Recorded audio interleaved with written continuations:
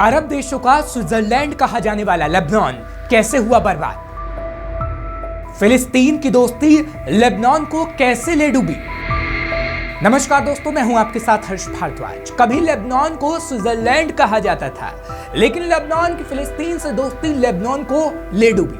और नतीजा तो आप देख ही रहे हैं कि कैसे इस वक्त इजराइल अपने टैंक और हथियार लेकर एक बार फिर लेबनान में घुस चुका है। लेबनान और इजराइल के आमने सामने होने की वजह फिलिस्तीन है, जिसके लिए लेबनान ने दूसरे अरब देशों के साथ मिलकर इजराइल से जंग लड़ी थी। फर्क सिर्फ इतना है कि लेबनान अब अरब देशों यानी सऊदी अरब, मिस्र और सीरिया में अकेला है जो फिलिस्तीन के लिए लड़ रहा है, वो भी इजराइल से। पर सवाल है कि लेबनान ऐसा क्यों करता है? अपने लोगों की सुरक्षा को ताक पर रखकर इजराइल से क्यों लड़ता है? शिया, सुन्नी और ईसाइयों के इस देश को मिडिल ईस्ट का स्विट्जरलैंड क्यों कहा जाता था? आज इन सभी सवालों का जवाब हम आपको देंगे। दरअसल लेबनान की गिनती दुनिया के सबसे छोटे देशों में होती है। इस पर रोमन, ग्रीक, तुर्कों और फ्रांसीसियों का राज रह चुका है। 217 किलोमीटर लंबे और 56 किलोमीटर चौड़े इस देश की आबादी करीब 55 लाख है। फर्स्ट वर्ल्ड वॉर में ऑटोमन एम्पायर यानी तुर्कों के हारने के बाद 1916 में पश्चिमी देशों ने मिडिल ईस्ट की सीमाओं को अपनी मर्जी और हितों के मुताबिक बांटना शुरू कर दिया था। सीरिया पर फ्रांस ने कब्जा कर लिया। फ्रांस ने ही 1920 में सीरिया के पश्चिमी हिस्से को काटकर लेबनान बनाया। यही वजह है कि लेबनान पर फ्रांस के कल्चर का असर अब तक है। वहां के लोग अरबी भाषा के अलावा अंग्रेजी और फ्रेंच भी बोलते हैं। लेबनान उत्तर और पूर्व में सीरिया से घिरा है, जबकि इसके दक्षिण में इजराइल और पश्चिम में भूमध्य सागर है। लेबनान में आखिरी बार 1932 में जनगणना हुई थी, तब वहां सबसे ज्यादा 51% आबादी ईसाइयों की थी। इसके बाद 22% सुन्नी और 19% से ज्यादा शिया मुसलमान थे। 92 साल में वहां ईसाइयों की आबादी घटकर 32% ही रह गई, जबकि शिया बढ़कर 31% और सुन्नी 32% हो गए। लेबनान को 1943 में आजादी मिली, तब तय हुआ कि ईसाई देश का राष्ट्रपति होगा, सुन्नी प्रधानमंत्री बनेगा और शिया देश का संसद का स्पीकर होगा। मिडिल ईस्ट में जहां कोई देश सिर्फ सुन्नी, कोई शिया बहुल है, वहीं लेबनान में ईसाई, शिया और सुन्नी आबादी लगभग एक जितनी है। लेबनान में ईसाई और मुस्लिम देशों वर्जिन मैरी जीसस की मां की पूजा करते हैं। लेबनान को 1943 में फ्रांस से आजादी मिली थी। इसके 4 साल बाद 1947 में इजराइल की स्थापना हुई। तब से ये देश फिलिस्तीनी शरणार्थियों का गढ़ बन गया। लेबनान तभी से इजराइल और फिलिस्तीन की जंग में पिस रहा है। लेबनान ने इजराइल के साथ लड़ाई लड़ी और ये जंग 1948-1967 में हुई। तब से लेबनान की जिम्मेदारी बन गई कि वो फिलिस्तीनियों के हक की लड़ाई लड़े और तब से धीरे धीरे लेबनान बर्बाद होना शुरू हो गया। लेबनान मिडिल ईस्ट का कैसे बना था स्विट्जरलैंड? दरअसल लेबनान में 1960 के दशक में आर्थिक तरक्की के नए दरवाजे खुले। संयुक्त राष्ट्र की रिपोर्ट के मुताबिक 1950 से लेकर 1956 तक 7 सालों में लेबनान की प्रति व्यक्ति आय में 50% की वृद्धि हुई। 1956 में लेबनान में बैंक गोपनीयता कानून लागू किया गया।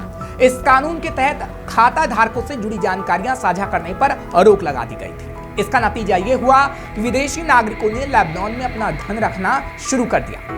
इसकी वजह से यहाँ निवेश भी बढ़ गया।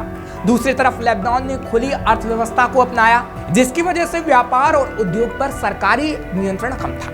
इससे स्टार्टअप और निवेश को बढ़ावा मिला।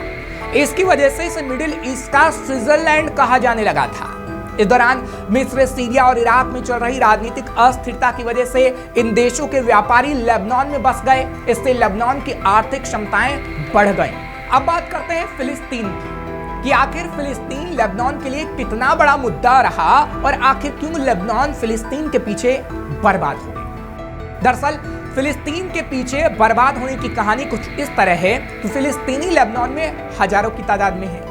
20 साल से वो शरणार्थियों के तौर पर कैंप्स में रह रहे हैं। ये कैंप्स मिलिटेंट के कैंप में बदल चुके हैं, जिसे गुरिल्ला लड़ाके भी कहा जाता है। गुरिल्ला लड़ाके खुद को फिलिस्तीनी अरब बताते हैं।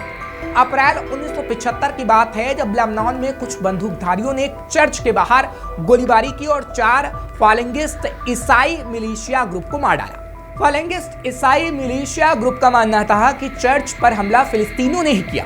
इससे नाराज होकर उन्होंने फिलिस्तीनियों से भरी एक बस पर हमला कर दिया, जिसमें 27 लोग मारे गए। इस घटना के बाद ही देश में गृह युद्ध शुरू हो गया। जिसके बाद से लेबनान की बर्बादी की कहानी शुरू हो गई, क्योंकि पूर्वी बेरूत में ईसाइयों की आबादी ज्यादा थी, वहीं पश्चिमी बेरूत में मुस्लिम ज्यादा बसे थे। एक इलाके से दूसरे इलाके में जाने पर लोगों की हत्या कर दी जाती थी। इससे धर्म और क्षेत्र के आधार पर बने अलग अलग गुटों में लड़ाई छिड़ी। 1976 में लेबनान के राष्ट्रपति ने पड़ोसी देश सीरिया से मदद मांगी। सीरिया के राष्ट्रपति हाफिज असद ने फिलिस्तीनियों और मुसलमानों के गुटों के खिलाफ 40,000 सैनिक भेजे और इसी बीच ईसाई गुट ने करीब 1500 मुस्लिमों का नरसंहार कर दिया। इस गुट का समर्थन सीरिया की सेना कर रही थी। इस वजह से अरब देशों ने सीरिया की काफी निंदा की, जिसके बाद सीरिया ने जल्द ही पाला बदल लिया और सीरिया मुसलमानों और फिलिस्तीनियों का समर्थन करने लगा। 2005 तक आते आते सीरियाई सैनिक लेबनान में ही रहे और उनके एक बड़े इलाके पर कब्जा कर लिया। लेबनान को इजराइल, सीरिया और फिलिस्तीन लिबरेशन ऑर्गेनाइजेशन ने लड़ाई का मैदान बना लिया था। गृह युद्ध के ही दौरान साल 1982 में लेबनान में चुनाव हुए, जिसमें इजराइल से नजदीकी रखने वाले बशीर गेमायल राष्ट्रपति चुने गए, लेकिन शपथ ग्रहण से पहले ही उनकी हत्या कर दी गई। इसके बाद इजराइल ने लेबनान पर हमला कर दिया और पश्चिमी बेरूत पर कब्जा कर लिया। इजराइल का कहना था कि वे फिलिस्तीनी आतंकियों को खत्म करने के लिए लेबनान में घुसा है।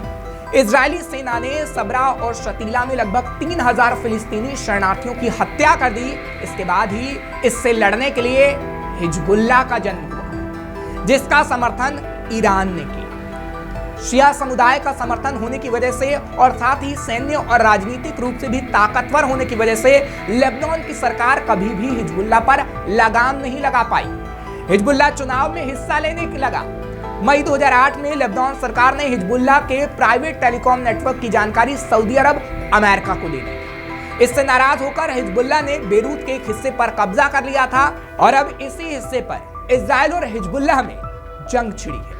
और ये जंग आखिर कितनी तबाही मचाएगी, इसका अंदाजा लगाना भी काफी मुश्किल है, क्योंकि तबाही की जो तस्वीरें सामने आ रही हैं वो बताने के लिए काफी हैं कि आखिर आगे आने वाले समय में क्या होने वाला है और इस तबाही का असर कैसे पूरी दुनिया पर पड़ने वाला है। फिलहाल आपको ये खबर कैसी लगी, आप अपनी राय जरूर रखिएगा। खबर को शेयर करना मत भूलिएगा। तमाम खबरों के लिए आप देखते रहिए श्रेष्ठ भारत।